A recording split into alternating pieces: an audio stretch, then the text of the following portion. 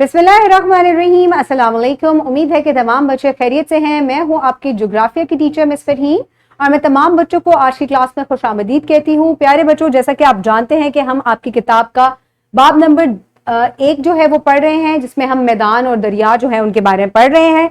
आज के सबक में आप दरियाई निज़ाम को दरियाफ्त कर सकेंगे और दरियाओं के वस्ती रास्ते की अहमियत को भी आप जान सकेंगे।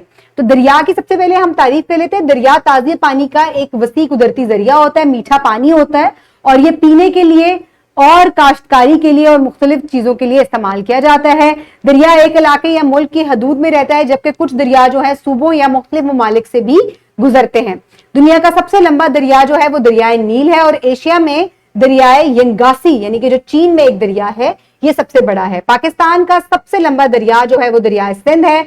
दरिया के पानी के मंबे को हेड वाटर जो है वो कहा जाता है। दरियाओं का सरचश्मा जो है वो ग्लेशियर और चश्मे झीलें होते हैं और दरिया इसके मावन सरचश्मे मिलकर दरिया का निजाम बनाते हैं। वो जगह जहां पर दरिया खत्म होता है इसे दरिया का मुंह या डेल्टा कहा जाता है। डेल्टा के जरिए दरिया के पानी को समंदर में शामिल हो जाता है। इस तरीके से तो दरिया के जो है वो रास्ते की अगर हम बात करें तो इसको हम कोर्स ऑफ रिवर कहते हैं। तो सबसे पहले दरिया का ऊपरी रास्ता होता है अपर कोर्स, जिसको कहा जाता है। हर दरिया के 3 हिस्से होते हैं। वो जगह जहां दरिया शुरू होता है या इसे नुक्ता आगाज कहा जाता है उसको हम अपर कोर्स है दरिया का ऊपरी रास्ता कहते हैं। और ये वी शक्ल या यू शक्ल रास्तों से होता हुआ दरिया के पहाड़ के जो है वो दरिया के अंदर जो है वो रास्ते बनाता है और जो है ये नीचे की तरफ बहता हुआ चला जाता है। यहां पर दरिया जो है वो बहुत ही ज्यादा तेज रफ्तार होता है जब अपर कोर्स से या ऊपरी रास्ते से आ रहा होता है। और जैसे जैसे ये नीचे बहता रहता है ये अपने साथ रेत, पत्थर और बहुत सी चीजें जो है वो लेकर साथ जो है वो आता है।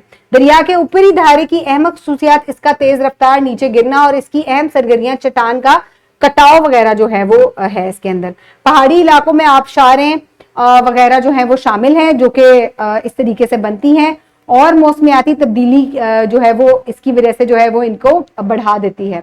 अब दरिया के अगर दरमियानी रास्ते की बात करें तो ऊपरी रास्ते से होता हुआ दरिया जो है वो दरमियानी रास्ते में आता है। दरिया का पानी पहाड़ी इलाकों और आबशारों और आबशेप से को अबूर करने के बाद मैदानी इलाके में जब दाखिल होता है तो हम इसको दरिया का दरमियानी रास्ता कहते हैं। और यहां पर दरिया जो है इसकी जो रफ्तार है वो कम हो जाती है और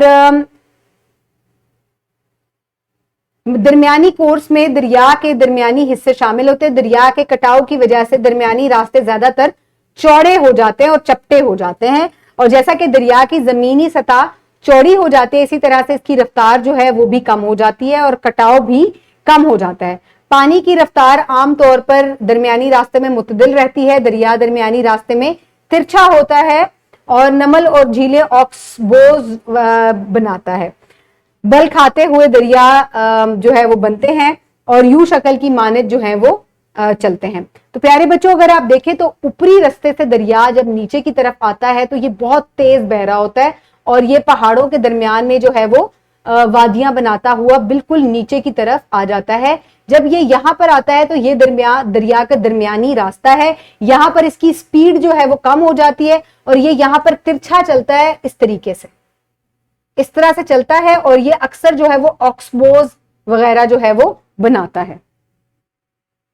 अब दरिया का जरी रास्ता, आखिरी रास्ते की अगर हम बात करें तो ये तीसरा रास्ता है और मैदानी रास्ते भी इसको कहा जाता है। इसकी ढलवान हमवार होती है और तकरीबन मैदानी इलाके पर बहता है। निचले रास्ते में पानी के बहने की रफ्तार नुमाया तौर पर कम हो जाती है और इस रास्ते में पानी ज्यादा गर्म और गदला हो जाता है। ऊपर से साफ आ रहा है और नीचे आते आते इसके अंदर पोल्यूशन, मिट्टी वगैरह बहुत ज्यादा शामिल हो जाती है और इस रास्ते की अहम सरगर्मी यहाँ पानी का जमा होना है। चूंकि निचला रास्ता तीसरा और आखिरी रास्ता है इस तरह से इसे दरिया का आखिरी रास्ता भी कहा जाता है। और फिर ये दरिया के मुंह पर पहुंच जाता है। आप देखें कि ये दरिया बहता हुआ आ रहा है, तिरछा बह रहा है। आप ये देखें इस तरीके से बहता हुआ ये आखिरी रास्ते में आ गया है। यहां पर दरिया एक जाल सा बना लेता है और फिर यहां से इसको डेल्टा कहा जाता है, इस हिस्से को डेल्टा कहा जाता है और फिर ये समंदर में गिर जाता है, शाखें सी बना देता है। तो आज हमने इस बारे में पढ़ा जिसमें से आप दरिया के हिस्सों के नाम बताएंगे। 3 हिस्से हैं इसके, ऊपरी, दरमियानी और तीसरा रास्ता जरी रास्ता। दरिया की तश्कील पर आपने एक नोट भी लिखना है। दरियाए सिंध जो है वो जरी मैदान की जमीन में पैदावारी है इसकी। सबसे लंबा दरिया दरियाए नील है और दरिया पानी के चक्कर में एक लाजमी जुज्व है, यानी कि आबी चक्कर जो है उसमें दरिया जो है वो एक लाजमी जुज्व है।